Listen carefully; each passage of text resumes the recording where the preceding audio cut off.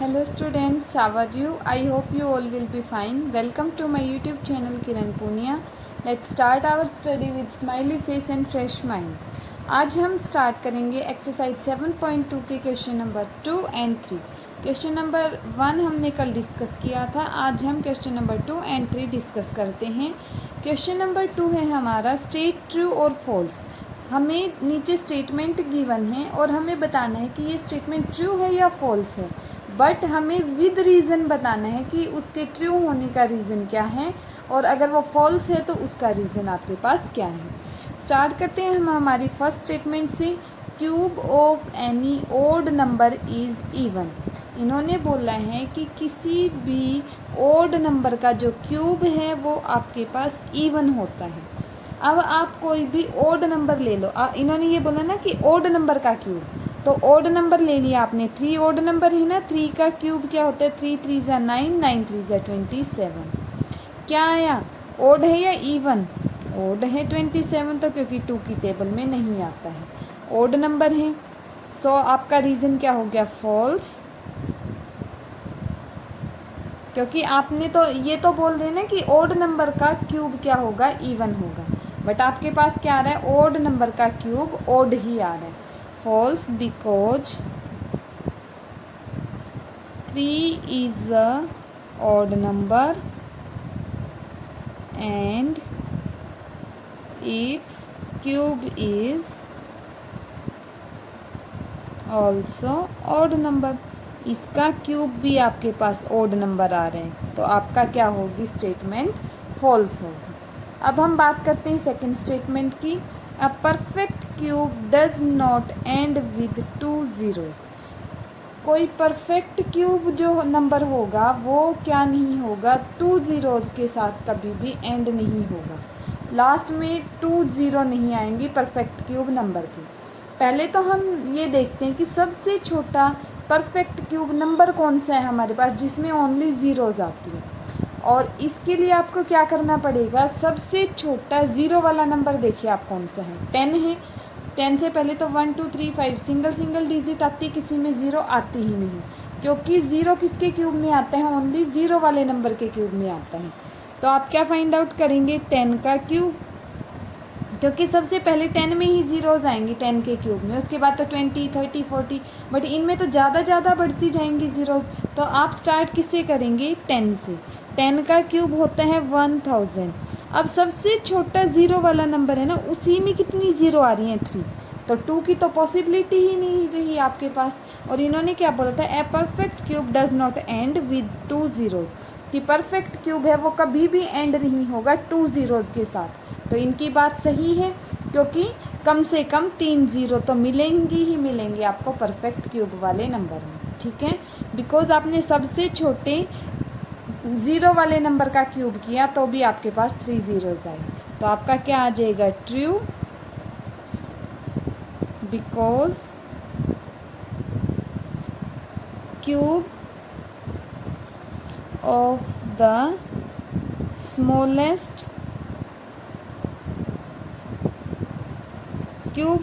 smallest zero containing number. जिस number में zero है ना, सबसे छोटा वो नंबर जिसके अंदर ज़ीरो है, is 1000. That is having 3 zeros. तो कम से कम 3 ज़ीरो होंगी आपके पास क्यूब वाले नंबर में. ठीक है, हैविंग 3 zeros. तो इसलिए आपका ये ट्रू हो गया. और इन्होंने यही बोला था कि 2 ज़ीरो के साथ एंड नहीं होगा. ठीक है.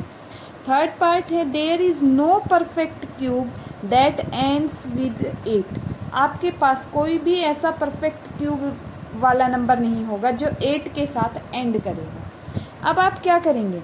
2 का ही क्यूब कर लो. 2 का क्यूब क्या होता है? 8. 8 आपका परफेक्ट क्यूब नंबर है ना, क्योंकि ये 2 का क्यूब बन रहा है. और हो गया कि नहीं हो गया एंड? और इन्होंने बोला था कि कोई भी ऐसा परफेक्ट क्यूब नहीं होगा जो 8 के साथ एंड होता हो. और 8 तो खुद ही परफेक्ट क्यूब बन गया आपका 2 का. तो आपकी क्या आ गई स्टेटमेंट? फॉल्स. बिकॉज 8 इज perfect cube of टू का ही परफेक्ट क्यूब बन गया, इसलिए आपकी स्टेटमेंट फॉल्स आ गई। और ये बोल रहे थे कि परफेक्ट क्यूब के एंड में कभी भी 8 नहीं आएगा, ठीक है। फोर्थ है आपका, the cube of A 2 digit number may have 7 और मोर डिजिट। इन्होंने बोला कि कोई 2 डिजिट नंबर लेंगे आप, उसका जो क्यूब होगा ना उसमें बोला है इन्होंने कि 7 या 7 से ज़्यादा डिजिट हो सकती हैं या नहीं हो सकती हैं, ठीक है। अब आप 7 या 7 से ज़्यादा डिजिट होंगी या नहीं होंगी ये बताना है आपके पास। इन्होंने बोला कि हो सकती है कि 7 या 7 से ज़्यादा डिजिट आ जाएं, और किसका क्यूब करें तो 2 डिजिट नंबर का आप क्यूब करें। आप सबसे बड़े वाला 2 डिजिट नंबर ले लो, क्या होता है 99 ग्रेटेस्ट 2 डिजिट नंबर, इसका आप क्या फाइंड आउट कर लेंगे, क्यूब फाइंड आउट कर लेंगे। एंड आपका जो 99 आपका बिगेस्ट आपने क्या लिया 2 डिजिट नंबर, उसका क्यूब होता है 99,0299, ठीक है। क्या होता है 9,90,299। अब इन्होंने बोला था कि जो 2 डिजिट नंबर होगा उसमें 7 या 7 से ज़्यादा ज़ीरो आ सकती हैं। आपने सबसे बड़ा ही 2 डिजिट नंबर ले लिया और उसमें कितने नंबर डिजिट आ रही हैं 1 2 3 4 5 6 डिजिट, और इन्होंने बोला था 7 या 7 से ज़्यादा, तो ये तो पॉसिबल ही नहीं है।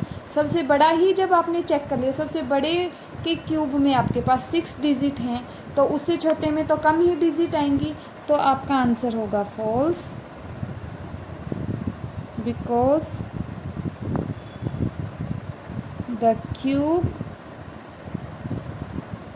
Of greatest 2 digit number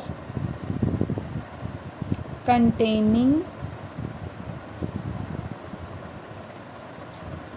6 digits, क्योंकि जो सबसे बड़ा आपका 2 डिजिट नंबर था उसी के अंदर 6 डिजिट आ रही हैं, उससे बड़ा तो कोई 2 डिजिट होगा ही नहीं, तो 6 से ज़्यादा डिजिट नहीं आएंगे आपके पास, ठीक है। अब हम स्टार्ट करते हैं हमारा third question. Find the cube root of 17,576। इसका आपको क्यूब रूट फाइंड आउट करना है, बट विदाउट कैलकुलेशन और एस्टिमेशन। विदाउट कैलकुलेशन करना है, या फिर आप इसको बोलते हैं एस्टिमेशन मेथड। कौन सा मेथड? Estimation method. तो इसमें आपका जो फर्स्ट स्टेप होगा, जैसे आपने वहाँ पे किसका किया था, स्क्वायर रूट फाइंड आउट किया था ना विदाउट कैलकुलेशन, रिपीटेड सब्ट्रैक्शन वाले मेथड से। अब यहाँ पे कुछ अलग मेथड है। स्टेप 1 इसमें क्या करना है आपको, आप अपने नंबर को राइट करेंगे। क्यूब के लिए आपको पेयर कितने डिजिट का चाहिए, 3 डिजिट का, तो लास्ट से 3 डिजिट लेंगे, 1 2 3, एक पेयर बन गया आपका, ठीक है। लास्ट से लिए आपने 3 डिजिट, अब स्टार्टिंग की कितनी डिजिट बच गई, 2 डिजिट, ठीक है।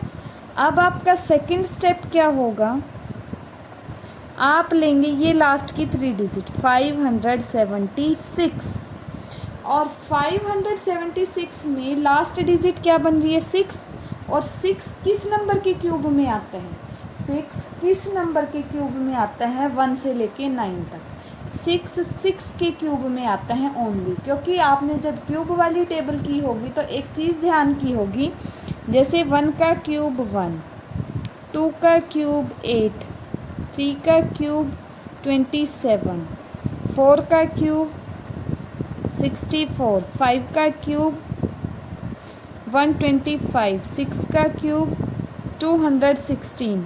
तो ऐसे ना जो लास्ट डिजिट है क्यूब वाले में हमेशा अलग अलग आई होगी आपके पास, ठीक है। और 6 का क्यूब 6 लास्ट डिजिट किसके क्यूब में आती है 6 में। तो स्टेप 2 में जब आपने लास्ट डिजिट देखी, ये वाली लास्ट डिजिट, ये 3 नंबर्स का पेयर लिया लास्ट वाला, और लास्ट डिजिट देखी वो किसके क्यूब में आती है 6 के, तो आपकी जो क्यूब की भी लास्ट डिजिट बनेगी ना वो भी क्या बनेगी 6 बनेगी, ठीक है। आपको क्या करना पड़ेगा, लास्ट का पेयर लेंगे 3 नंबर का, उसकी आप लास्ट डिजिट देखेंगे और ये देखेंगे ये 6 किसके क्यूब में आता है, 6 आता है, 6 यूनिट डिजिट बनता है 6 के क्यूब की। जैसे अगर यहाँ पे 5 होता ना तो आपका यहाँ पे 5 आ जाता, अगर आपका 7 होता यहाँ पे तो यहाँ पे क्या आ जाता, 7 किसके लास्ट में आ रहा है, 3 के क्यूब में, तो यहाँ पे क्या आ जाता, 3 आ जाता। ठीक है, अब आपका है लास्ट स्टेप जिससे आपको आपका कंप्लीट आंसर हो जाएगा। क्या बचा आपके पास, 17। अब लेंगे 17 से छोटा क्यूब नंबर कौन सा है। अब देखिए ये है, लिखे ना क्यूब, 27 तो बड़ा हो गया, 17 से छोटा देखेंगे 8। 17 से छोटा क्यूब नंबर देखना है 8, और ये क्यूब किसका है, आपका 2 का। तो आपकी फर्स्ट डिजिट क्या बन जाएगी, 2 बन जाएगी। ठीक है, ये जिसके क्यूब से छोटा है वो डिजिट आएगी फर्स्ट। लास्ट डिजिट तो क्या आएगी, आप ये देखेंगे 6, और ये किसके क्यूब में आ रहा है, वो डिजिट बनेगी लास्ट। फर्स्ट डिजिट क्या बनेगी, जो स्टार्टिंग का आपका बच गया है उसको आप क्या करेंगे, उससे छोटा क्यूब नंबर देखेंगे, परफेक्ट क्यूब। 8 है 17 से छोटा परफेक्ट क्यूब, और क्यूब बना किसका था, 2 का, तो जिसका क्यूब बनाना वो आएगी आपकी फर्स्ट डिजिट। सो क्यूब नंबर क्या बन गया आपका,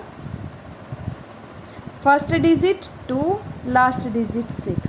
तो ये जो 7576 था, ये किसका क्यूब बन गया, 26 का। ये हो गया एस्टिमेशन मेथड। पहले लास्ट 3 डिजिट का पेयर बनाएंगे, बाकी जितनी डिजिट बच गई उसको छोड़ देंगे। लास्ट 3 डिजिट में देखेंगे लास्ट डिजिट किसके क्यूब में आती है, वो आपका बन जाएगी लास्ट डिजिट। ठीक है, उसके बाद जो स्टार्टिंग की जितनी डिजिट बनी होंगी उनसे छोटा आप क्यूब नंबर देखेंगे। ठीक है, जो परफेक्ट क्यूब बनता होगा, और वो परफेक्ट क्यूब जिसका बनेगा वो आपकी फर्स्ट डिजिट होगी। तो आपका क्यूब नंबर क्या बन गया, पहले फर्स्ट डिजिट उसके बाद लास्ट डिजिट। सो यहाँ पे क्या आ गया, 26। Thank you class.